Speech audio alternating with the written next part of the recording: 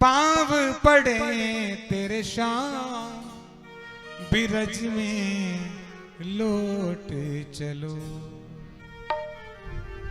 भगवान कृष्ण तो चले गए, मथुरा ब्रिज सूना हो गया। गायों ने चरना छोड़ दिया, यमुना जी ने बहना छोड़ दिया, पक्षियों ने चहकना छोड़ दिया, गोपियों ने गाना छोड़ दिया। पूरा ब्रज मानो सुनसान हो गया।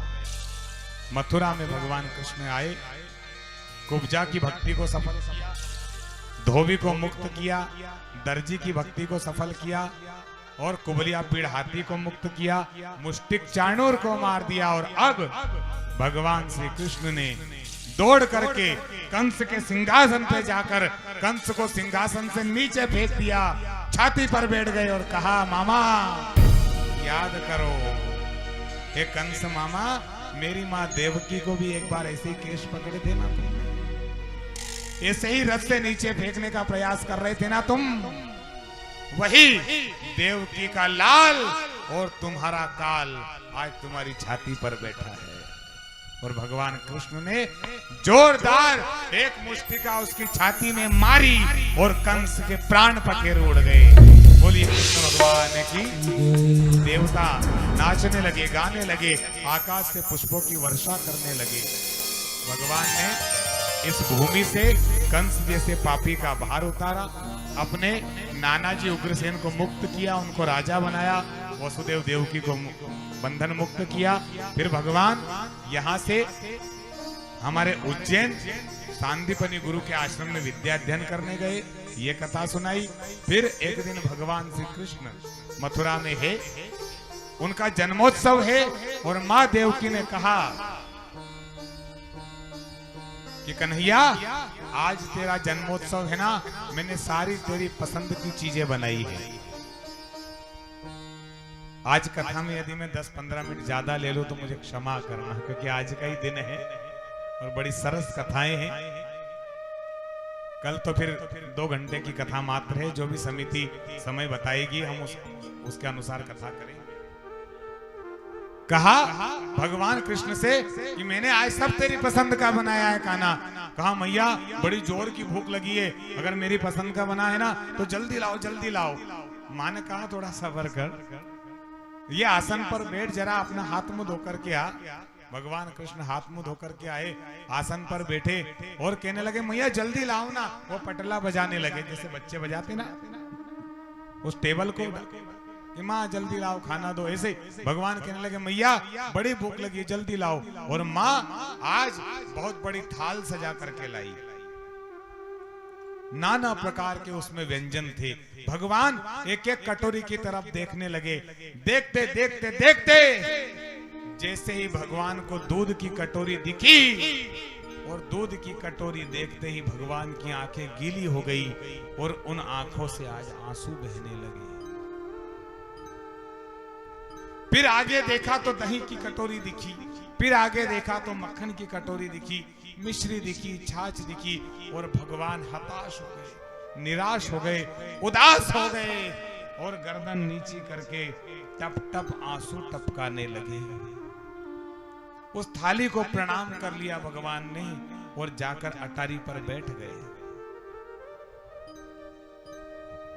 देवकी जी ने कहा कि कान्हा भूख लगी थी ना बेटा, भोजन? कहा मैया मुझे अब भूख नहीं है। अभी तो कह रहा था कि भूख लगी, कहा अब नहीं है। माँ ने कहा भोजन कर ले। मैया मैंने कहा ना, बार बार मत कहो मुझे भूख नहीं है। माँ देवकी ने शिवरंजनी अपना सिर पीट लिया कि हे विधाता, हे ब्रह्मा, क्या तूने इस देवकी के भाग्य में संतान का सुख लिखा ही नहीं? अरे ऐसे कौन से कर्म कर दिए मैंने, ऐसा कौन सा पाप कर दिया मैंने जो जन्म लेते ही ये चला गया और आज आया तो जन्मोत्सव भी मैं नहीं मना सकती? मैं अपने कान्हा को, अपने कृष्ण को अपने हाथ से रोटी भी नहीं खिला सकती? मां रो रही थी, उसी समय उद्धव आए जो भगवान कृष्ण के परम सखा हैं। मां से पूछा क्यों रोती हो मां? मां ने कहा रोऊं नहीं तो क्या करूं, हंसू? अरे वो थोड़ी देर पहले तेरा दोस्त कह रहा था कि भूख लगी भूख लगी, और थाली मैंने लगा दी तो पता नहीं क्या हुआ, रोते रोते वो अटारी में चला गया। उद्धव गए, कृष्ण से कहा ये क्या बात है कन्हैया, भोजन क्यों नहीं कर रहे हो? अरे देख देख मां रो रही है, कम से कम मां की तो परवाह कर। अच्छा एक बात बता, क्या क्या तुझे भोजन अच्छा नहीं लगा? तुझे भोजन का स्वाद अच्छा नहीं लगा? भगवान ने उद्धव को डांट दिया, उद्धव चुप हो जाओ। अरे वो पागल है दुनिया के लोग जो माँ के हाथ के बने भोजन में स्वाद ढूंढते हैं। माँ के हाथ के बने भोजन में स्वाद नहीं, आशीर्वाद होता है। जो भोजन माँ बनाती है उस भोजन में आशीर्वाद होता है। उद्धव ये बात नहीं है, फिर बात क्या है, भोजन क्यों नहीं करते? तब भगवान ने रोते हुए कहा, उद्धव मैं भोजन कर लूंगा, माँ से कहना मैं भोजन कर लूंगा, लेकिन हाथ जोड़ के निवेदन है, माँ से कह देना कि आज के बाद इस कृष्ण की थाली में दूध, दही, माखन, छाछ, मिश्री ये सब ना रखे, मुझे नहीं चाहिए। कहा क्यों? ये तो तुम्हें पसंद है ना? कहा हाँ पसंद है, खूब पसंद है, और ये खाने के लिए तो मैं बैकुंठ से यहाँ आया हूं। लेकिन उद्धव सुनो, जब दूध की कटोरी देखता हूं ना उद्धव, उस दूध की कटोरी में मुझे मेरी मां नजर आती है, मां यशोदा मुझे दिखती है। उद्धव दही की कटोरी देखता हूं, मुझे मेरे बाबा नजर आते हैं, मुझे नंद की याद आती है। मेरे बाबा अपने हाथों से मुझे माखन खिलाते थे, अपनी गोदी में बिठा। उद्धव ये छाछ की कटोरी देखता हूं ना तो मुझे वो मेरी गोपियां याद आती है। ये मिश्री देखता हूं, ये माखन देखता हूं ना, मुझे राधा याद आती है। उद्धव मुझे ब्रिज की बहुत याद आती है, ये याद मुझे बहुत सताती है। और उद्धव से कहते हैं भगवान कृष्ण, उद्धव मोहि ब्रज बिसरत नाही, मोहि ब्रज बिसरत नाही, उद्धव मोहि ब्रज बिसरत नाही, उद्धव मोहि ब्रज बिसरत नाही, उद्धव मोहि ब्रज बिसरत नाही, उद्धव मोहि ब्रज बिसरत नाही।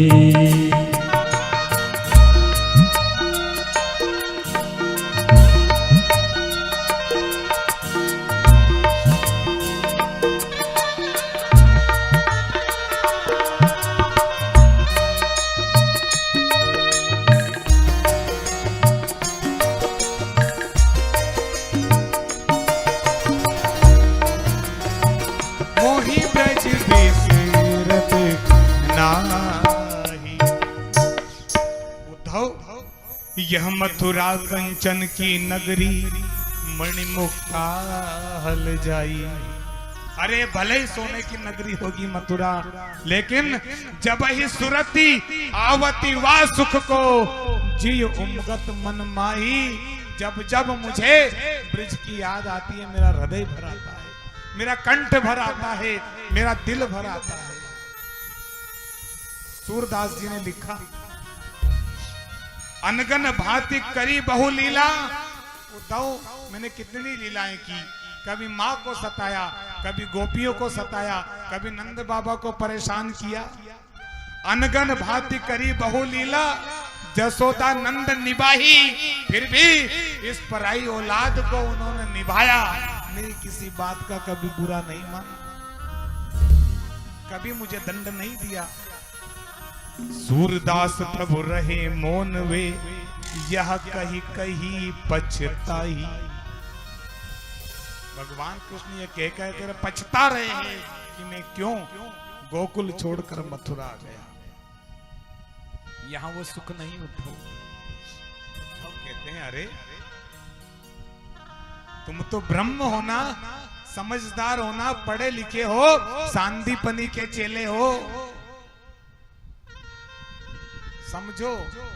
अरे वे गोप ग्वाले जो थे वो ब्रज के थे, ब्रज में रह गए। अब तुम तो यहां रहते हो ना। एक काम करो कृष्ण, मुझसे ब्रह्म ज्ञान ले लो तो तुम्हें ये दुख नहीं होगा। भगवान ने सोचा कि इसको अपने बुद्धि का, अपने ज्ञान का घमंड हो गया है, इसका इलाज करना जरूरी है। शिष्य बृहस्पति साक्षात, ये साक्षात बृहस्पति का शिष्य है उद्धव बुद्धि सत्तमा। ये उद्धव बृहस्पति का चेला होते हुए भी आज इसे ज्ञान का अभिमान हो गया, इसलिए इसका ज्ञान गर्व दूर करना चाहिए। तो भगवान ने कहा एक काम करो उद्धव, ये बताओ कि यदि दो व्यक्ति बीमार हो और वैद्य को यदि इलाज करना हो तो सबसे पहले किसका करेगा? कहा जो सबसे ज्यादा सीरियस है उनका करेगा। कहा उद्धव मैं तो यहाँ अपने मन को समझा लेता हूँ और मुझे ब्रह्म ज्ञान दोगे मेरे अकेले का भला होगा। तुम ब्रिज में चले जाओ, उन गोपियों को, राधा जी को, मेरी मैया को, इनको ब्रह्म ज्ञान दे के आ जाओ। यहाँ मैं अकेला सुखी हूँ, इससे अच्छा है कि वहां पूरा ब्रिज सुखी हो जाएगा। उद्धव ने कहा अरे वो गांव के ग्वाले अनपढ़, वो क्या ब्रह्म ज्ञान को समझेंगे। फिर भी तुम कहते हो तब ठीक है, अब जाना पड़ेगा। उद्धव गए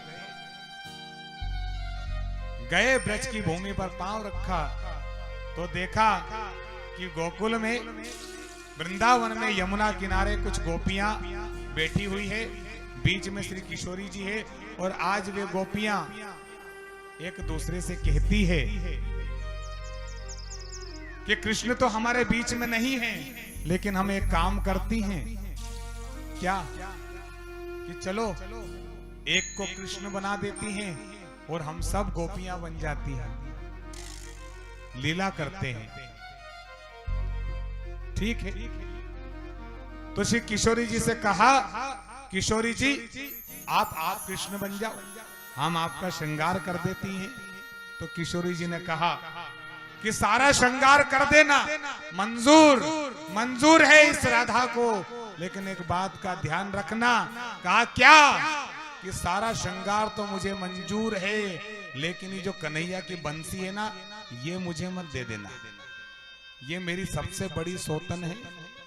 कहा क्यों?